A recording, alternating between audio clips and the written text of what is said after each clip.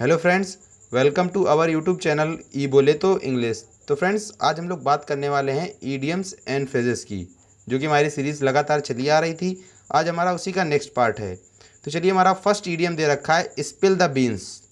तो फ्रेंड्स, अगर हम लोग इस ईडियम के मीनिंग की बात करें तो इस ईडियम का मीनिंग होता है टू रिवील द सीक्रेट, यानी कहीं ना कहीं जो सीक्रेट है उसे उजागर कर देना, उसे हम लोग कहते हैं स्पिल द बीन्स। यानी जो रहस्य है उसको खोल देना, उसे हम लोग कह सकते हैं स्पिल द बीन्स। तो फ्रेंड्स, अगर हम लोग इस ईडियम में स्पिल की बात करें तो स्पिल कहीं ना कहीं कोई चीज़ बिखेरना होता है, फैलाना होता है, उसे हम लोग कह सकते हैं स्पिल। और बीन्स मीन्स आप लोगों को पता ही होगा क्या होता है, फलियाँ। तो फ्रेंड्स, ये इस ईडियम का ओरिजिन चलिए हम लोग इस पिक्चर के थ्रू क्लियर कर लेते हैं। तो friends, spill the beans idiom का ओरिजिन पास्ट टाइम में वोटिंग से रिलेटेड है। यानी ग्रीक में जब कभी भी वोटिंग होती थी और वोटिंग में जब कभी भी दो पर्सन के बीच इलेक्शन होता था तो वो लोग बीन्स का चुनाव करते थे। यानी वो लोग जब कभी वोटिंग होती थी वो लोग एक कंटेनर लेते थे और जो दो अपोनेंट होते थे उनके लिए बीन्स का इंतजाम करते थे। और जो बीन्स होती थी वो कहीं ना कहीं अलग अलग रंग की होंगी, तभी उनके बारे में डिफरेंस पता चलेगा। और जो लोगों को जिस पर्सन के लिए वोट डालना होता था वो उस कंटेनर में उस कलर की बीन्स डाल देते थे। लेकिन जब एक बार वोटिंग हो रही थी तो जो उनका कंटेनर था जिसमें बीन्स भरी हुई थी, तो उनका जो कंटेनर था वो कहीं ना कहीं स्पिल हो गया, यानी फैल गया या फिर कह सकते हैं गिर गया।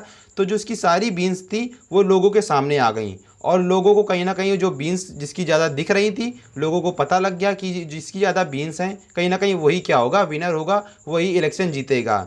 तो फ्रेंड्स, इस ईडियम का भी ओरिजिन यहीं से बना था। यानी आप लोग समझ चुके होंगे कहीं ना कहीं स्पिल द बीन्स, यानी बीन्स जो हैं वो कहीं ना कहीं फैल गई हैं। तो उससे क्या हुआ था कि लोगों को पता लग गया था कि जिसकी बीन्स ज़्यादा है वही जीता है। तो कहीं ना कहीं इस ईडियम का मीनिंग हो जाएगा टू रिवील द सीक्रेट। तो आई होप आपको समझ में आ गया होगा। तो चलिए हम लोग अपने नेक्स्ट ईडियम की ओर चलते हैं, जो कि दे रखा है एबव बोर्ड। तो फ्रेंड्स, इस ईडियम का मीनिंग होता है ऑनेस्ट या फिर कह सकते हैं लीगल, तो उसे हम लोग कहते हैं एबव बोर्ड। तो फ्रेंड्स, अगर एबव की बात करें तो एबव का मीन्स आप लोगों को पता ही होगा किससे होता है, ऊपर से। और बोर्ड का मीन्स ये हमारा जो दे रखा है वो कहीं ना कहीं टेबल से दे रखा है, टेबल से रिलेटेड दे रखा है। तो चलिए फ्रेंड्स, हम लोग इस ईडियम को पिक्चर के थ्रू बिल्कुल आसानी से क्लियर कर लेते हैं। तो फ्रेंड्स, इस ईडियम का ओरिजिन पास्ट टाइम में गैम्बलिंग से रिलेटेड है।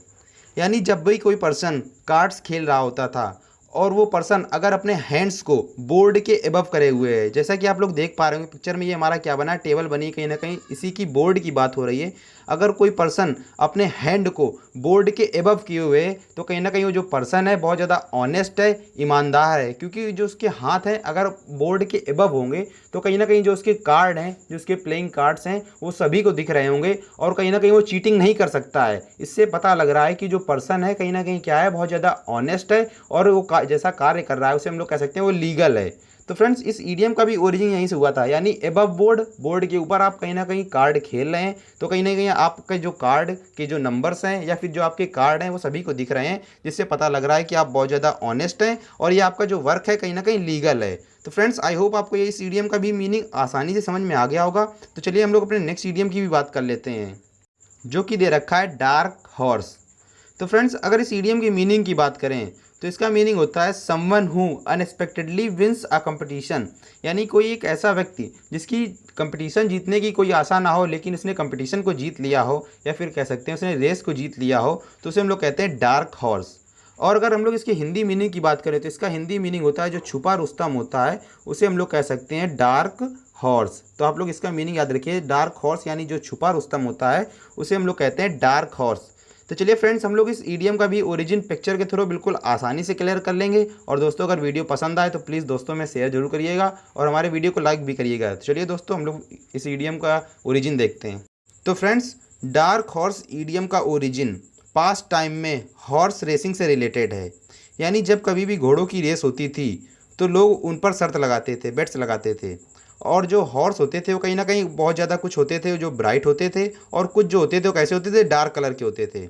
तो जो लोग थे उनका अट्रैक्शन कहीं ना कहीं जो ब्राइट हॉर्स होते थे, जो चमकदार घोड़े होते थे, उन पर ज़्यादा होता था। बल्कि जो डार्क हॉर्स होते थे उन पर उनका अट्रैक्शन नहीं होता था। और जबकि जब रेस होती थी तो कहीं ना कहीं रेस में जो डार्क हॉर्स होते थे वो क्या होते थे, वो रेस को जीत जाते थे अनएक्सपेक्टेडली। तो फ्रेंड्स, इस ईडियम का भी ओरिजिन यहीं से हुआ था। यानी कहीं ना कहीं जो डार्क हॉर्स है, जो डार्क कलर का हॉर्स है, कहीं ना कहीं वो क्या है, एक छुपा रुस्तम है और वो बिना किसी आशा के लास्ट में क्या करता था, रेस को जीत जाता था। तो फ्रेंड्स, इस ईडियम का भी ओरिजिन यहीं से हुआ था। तो फ्रेंड्स, आई होप आपको इस ईडियम का ओरिजिन समझ में आ गया होगा। तो इस प्रकार हमारा इस ईडीएम का जो पार्ट था वो समाप्त होता है। तो चलिए दोस्तों, जय हिंद, जय भारत।